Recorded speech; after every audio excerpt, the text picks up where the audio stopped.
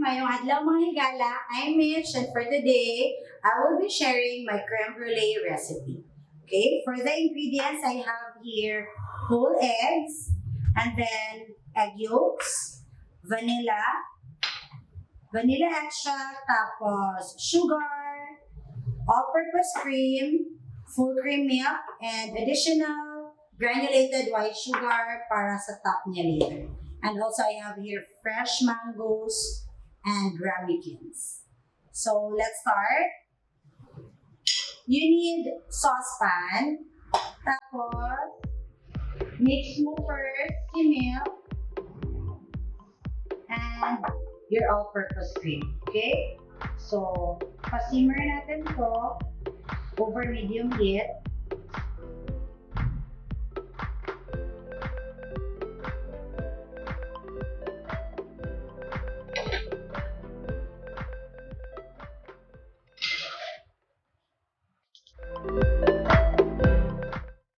Then, while the cream and the milk is simmering, mix natin si whole eggs, egg yolks, the sugar, and your vanilla extract. Okay?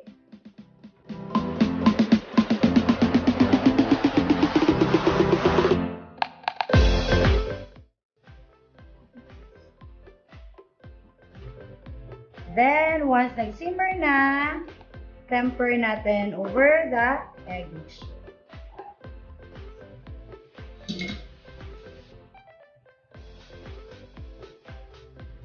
Mix mo konti, tapos balik natin sa saucepan.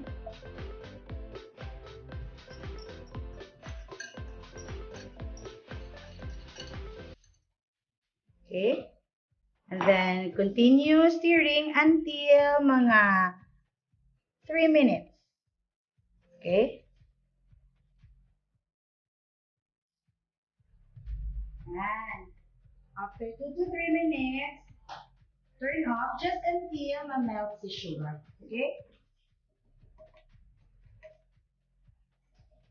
Then, you need measuring cup, tapos sifter. Okay?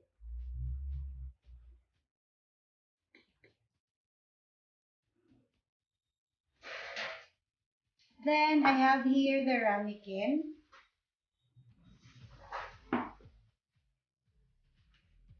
Put it sa aluminum tray. For this recipe, it will give you 10 big ramekins. Okay? So, fill mo hanggang sa line ng ramekin.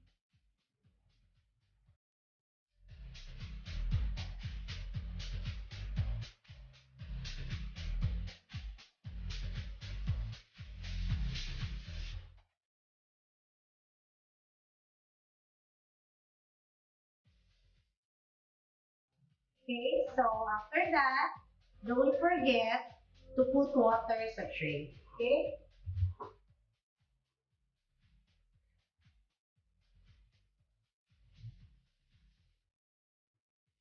And then bake this one around 20 minutes until mag-set yung top niya. Here's our crème brûlée. It's baked already. So, once malamig na, pwede na natin siya i-remove sa tray. Okay? And then you can chill or pwede iwan lang for 30 minutes and then let's torch the top. Then after that, lagyan natin ng sugar on top.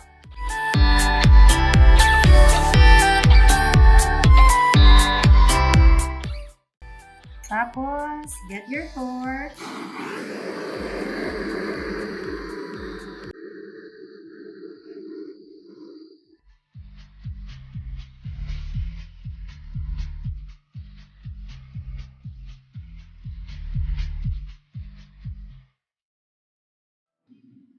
Then, put another layer.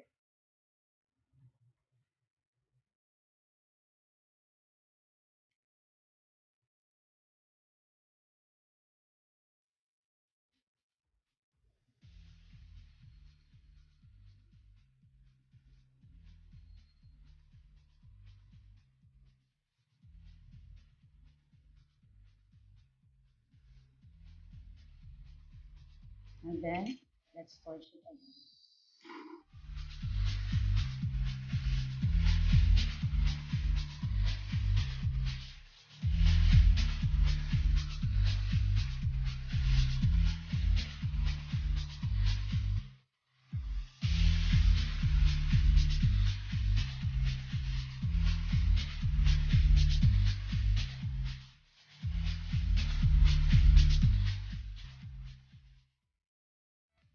After that, we can put some fresh fruits.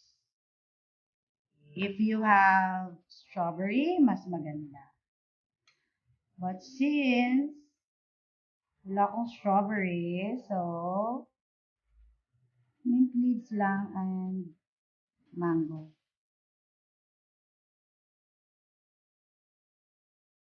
Yan.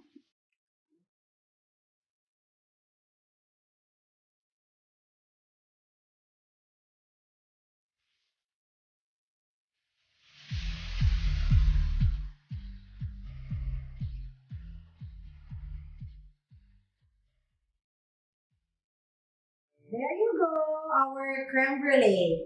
Okay, thank you for watching, guys. I hope you like our recipe for today. Don't forget to like and subscribe our YouTube channel. Enjoy baking!